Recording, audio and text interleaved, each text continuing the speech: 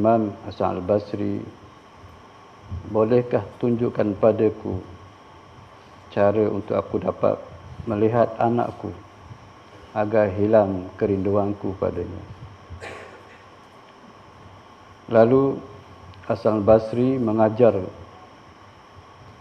kaedah-kaedah tertentu sehinggalah sang ibu itu melakukan amalan tersebut dan dipertemukan dengan anaknya. Malamnya dia melihat akan anaknya dalam keadaan yang tidak baik, dalam keadaan lehernya dibelenggu rantai-rantai dan dalam keadaan kepalanya dibebani oleh batu-batu yang berat. Lalu menangis sang ibu tersebut. Selang berapa minggu datang mimpinya lagi sang ibu tadi, melihat keadaan anaknya yang sudah begitu cantik sekali, begitu baik sekali keadaan rupanya, dan tidak ada lagi belenggu di lehernya. Lalu ditanya, bagaimanakah keadaan kamu boleh berubah seperti ini? Maka jawab sang anak tadi, wahai ibuku, seorang lelaki telah melalui kuburan kami dan dia membaca selawat kepada Nabi dan dihadiahkan kepada kami semua. Daripada selawat Nabi itulah kami mendapat keampunan Tuhan dan mendapat keringanan daripada azab. Maka semua yang ada di sini, ketika kita pergi ke kubur-kuburan, hadiahkanlah selawat Nabi SAW kepada sekalian ahli kubur. Moga-moga Allah mengangkat darjat mereka, mengampuni mereka, dan mereka mendoakan kembali kepada kita. Perhubungan antara yang hidup, yang mati tidak pernah putus. Hanya pada zahir tidak kelihatan, tapi pada rohani masih berjalan. Kita juga perlu mengambil pengajaran daripada peristiwa para Nabi-Nabi AS. Satu peristiwa yang masyhur disebut dalam Quran adalah kisah Nabi Yunus AS. Nabi Yunus telah meninggalkan kaumnya dan berlakulah peristiwa yang besar, iaitu dia melalui, pertamalah kegelapan malam, yang kedua dia melalui satu pelayaran yang penuh dengan ombak yang besar, yang ketiga ialah dia ditelan ikan nun.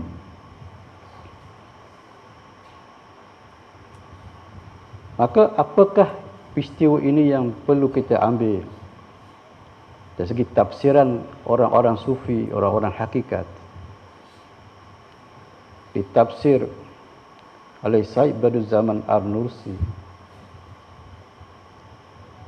bahwasanya kegelapan malam ialah kehidupan kita hari ini, yang mana kita hidup orang-orang yang tidak ada huda, petunjuk Allah, maka dihidup dalam kegelapan. Kegelapan yang lebih gelap daripada malam. Dan mereka dalam keadaan kesesatan, dan sesat ini lebih gelap daripada segala kegelapan. Walaupun mereka berjalan dilihat adanya cahaya, tetapi hakikatnya mereka berjalan di dalam kegelapan, teraba-raba mencari kebenaran. Teraba-raba mereka dalam kehidupan, teraba-raba di dalam berumah tangga, teraba-raba di dalam pekerjaan, teraba-raba di dalam urusan-urusan duniawi, teraba-raba dalam perjuangan-perjuangan Islam. Kerana kegelapan itu menyebabkan mereka tidak dapat melihat ke arah manakah mereka mahu pergi, ke manakah mahu mereka berhenti, di manakah tempat mereka perlu pegang, dan apakah bahaya yang berada di hadapan mereka.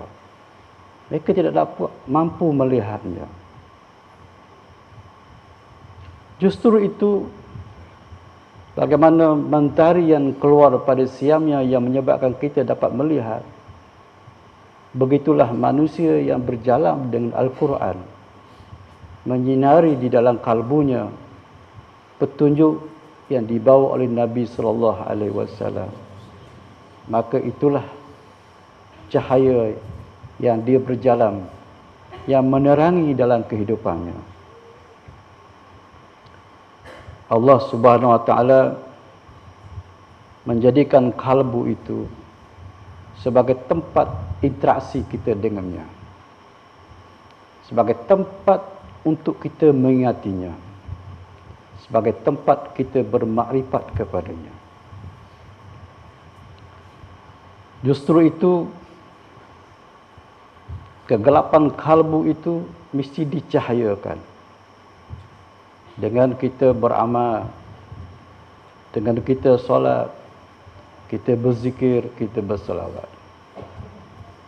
Namun kadang-kala kita menekankan kepada selawat sekarang ini agar walaupun kita lalai sekalipun, walaupun selawat kita pernah dengar riak sekalipun, tetapi tetap memberi cahaya kepada kalbu kita.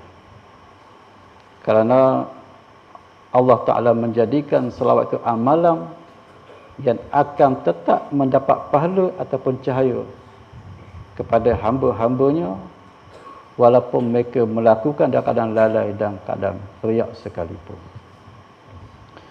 Justru itu perbanyakkan selawat kepada Nabi SAW, hubungkan rohani kita dengan rohani Nabi, agar cahaya itu menerjah ke dalam kalbu kita dan kita berjalan dengan petunjuk dan cahaya. Sehingga dengan cahaya itu menyebabkan kegelapan nafsu amarah kita menjadi nafsu lawamah. Apa itu nafsu lawamah? Nafsu yang mula mengkritik diri kita. Kerana dalam batin kita sudah ada cahaya, dia akan menegur kita, wahai diriku, wahai diriku, wahai diri, jangan kamu melakukan hal ini. Kamu telah riak, kamu telah ujub, kamu telah takabur tadi.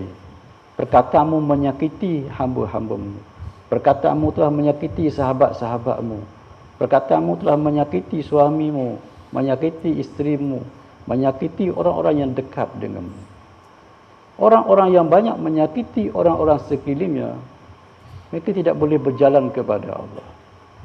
Sebab itu kita belajar memohon kemaafan, walaupun kita tidak melakukan kesalahan dengan mereka, agar kemaafan yang diberi itu melancarkan perjalanan kita dengan Allah. Kadang-kadang kita menganggap hal ini tidak penting, dan kita menumpu pada zikir-zikir, tetapi zikir kita tidak mampu naik ke atas, lantaran banyak hati-hati yang telah kita sakiti. Apalagi hati-hati pada ibu bapa kita, apalagi hati pada guru-guru kita, yang menyebabkan terhijat hati kita dengan Tuhan. Namun orang-orang yang soleh, para guru-guru yang soleh, ibu bapa yang soleh, akan sentiasa memberi kemaafan kepada sesiapa jua. Ibu akan beri kemaafan pada anaknya. Seorang guru akan sentiasa memberi kemaafan pada muridnya, kerana dia tidak mahu kerana dirinya, murid-muridnya tersakut perjalanan kepada Tuhan. Dia tidak mahu jadi penhijab muridnya kepada Allah. Itulah guru yang mengikuti jalan Rasulullah SAW. Sehingga mereka mengambil jalan Nabi Ibrahim AS.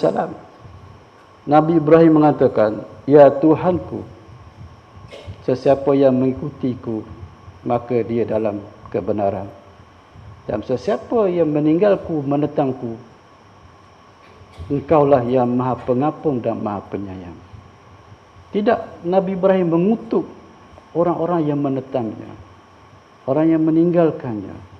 Tetapi Nabi Ibrahim memohon keampunan. Sesungguhnya engkaulah maha pengasih lagi maha pengampun. Inilah sifat kebesaran jiwa yang ada pada seorang murabbi yang benar, seorang guru-guru yang benar, kerana dia telah mencintai orang di hadapannya. Sebagaimana Nabi telah mencintai umatnya, maka begitulah dia mencintai para murid-muridnya. Begitulah ibu bapa mencintai anak-anaknya. Dia memaafkan kerana dia tidak mahu kerananya anak-anaknya terhejak di dalam rezeki mereka, tersangkut dalam urusan pekerjaan. Yang paling ditakutilah tersangkut dalam masalah cahaya dalam hatinya. Yang paling ditakutilah tersangkut pada dia ketika roh mau keluar daripada badannya untuk mengucap 2 kalimah syahadah. Maka inilah dikatakan kegelapan yang perlukan cahaya.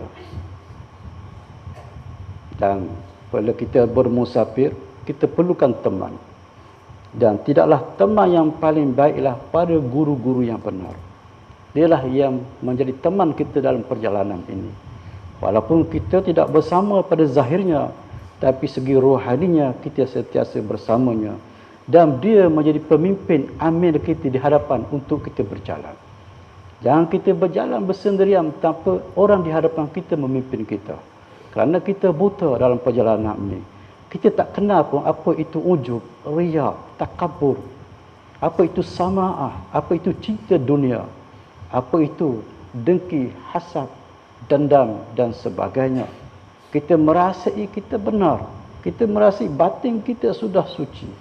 Tetapi orang-orang yang diberikan Tuhan cahaya dapat tembus melihat ke dalam kalbu kita, bahawasanya kalbu kita masih bersarang dengan hal-hal yang menyebabkan kita dalam kegelapan. Yang kedua ialah ombak. Ombak ialah ditafsirkan dalam kehidupan kita hari ini. Kehidupan kita ini bagaikan ombak yang begitu hebat sekali. Dengan latunamnya, dengan segala kekuatannya, sehingga ada yang tewas dan tenggelam di dalam ombak ini.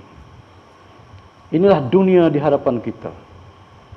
Segala apa yang ada di dunia ini, baik ujian secara keras atau ujian yang secara lembut, kadang-kadang boleh menenggelamkan kita dalam ombak ini. Sehinggalah kita tidak lagi boleh berjalan.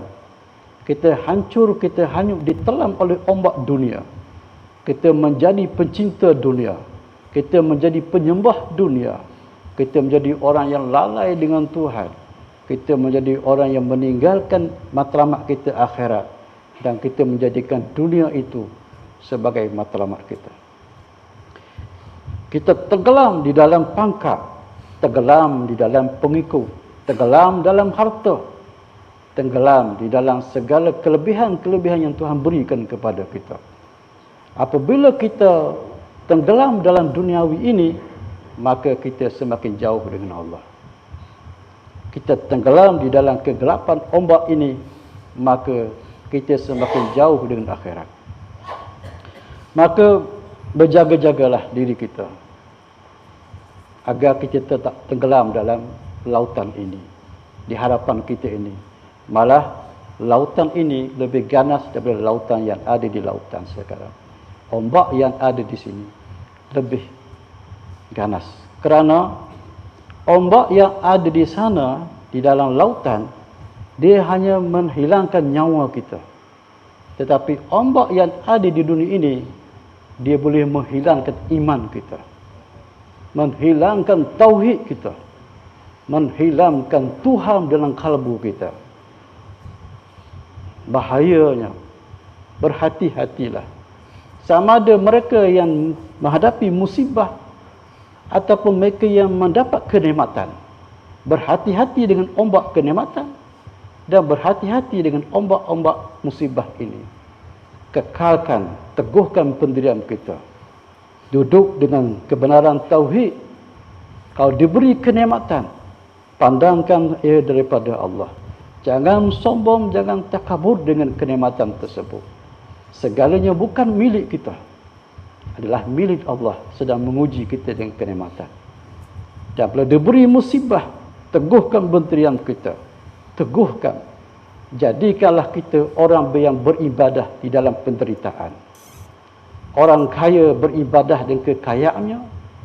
Orang miskin beribadah dengan kemiskinannya. Orang nikmat beribadahlah dengan kenikmatannya. Orang musibah beribadahlah dalam musibahnya. Semuanya Allah membuka jalan beribadah. Sebenarnya semuanya itu jalan ibadah, kerana dalam musibah ada kesabaran, iaitu ibadah sabar. Dalam nikmat ada ibadah, iaitu ibadah kesyukuran. Seorang yang diberi kesusahan tapi dia tidak sabar, maka dia telah tergelincir daripada ibadah yang Allah mengkurniakan kepadanya. Berkata Sayyidina Umar radhiyallahu anhu, sudah apa yang Tuhan takdirkan padamu tetap akan berlaku. Apa yang Tuhan tetap padamu tetap akan berlaku. Jika kamu redha, maka kamu mendapat pahala di sisi Tuhanmu. Jika kamu tidak redha, maka kamu dalam kegelapan ataupun dalam dosa. Jadi kita tidak ada pilihan dengan Allah. Pilihan kita hanyalah taat kepada Allah. Allah tidak beri pilihan. Apa pun Allah letakkan kepada kita, kita tidak ada pilihan, mereka reta dengan Allah. Terima dengan Allah. Apa juga yang ditanjizikan kepada kita, apakah dia takdirkan kepada kita, maka pilihan kita ialah reda kepada Allah sereda-redanya. Menyerah diri kepadanya sepenuhnya. Pasrah kepadanya dengan penuh pasrah. Jadilah hamba yang benar-benar di dalam kehambaannya. Jangan hamba dalam bentuk sekadar salat 5 waktu, tetapi dia tidak menjadi hamba di dalam kalbunya setiap saat kepada Allah, yakni redha dengan takdir Tuhan. Berkata Syekh Abdul Qadir Jalani dalam kitab Quwwatul Ghaib, barang siapa yang hatinya berpaling daripada redha kepada Allah, maka dia telah keluar daripada agamanya. Maka hati-hati kita agar jangan tergelincir. Tergelincir hati kita, tarik la ilaha illallah, astaghfirullahalazim, la ilaha illallah. Kembalikan hati kita kepada Allah. Kembalikan, jangan biarkan lama. Cepat kembalikan hati kita agar tidaklah saat nafas kita berjalan di atas kesyirikan kepada Allah. Agar kita tidak berhenti nafas kita ini dalam keadaan kesyirikan kepada Allah. Yang ketiga ialah ikan nun. Nabi Yunus tenggelam dalam perut ikan nun. Dan kita hari ini tanpa sedar kita tenggelam dalam nafsu amarah. Nafsu amarah, nafsu yang paling kotor, yang paling bawah. Tenggelam dalam ikan nun, ada masanya akan dikeluarkan dengan istighfarnya Nabi Yunus alaihissalam. La ilaha anta subhanaka inni kuntum minaz zalimin. Istighfar keluar dia. Maka inilah pengajiannya atau pengajarannya. Dengan istighfar yang benar, kita boleh keluar daripada kegelapan nafsu amarah kita. Nafsu amarah ini lebih bahaya daripada ikan nun.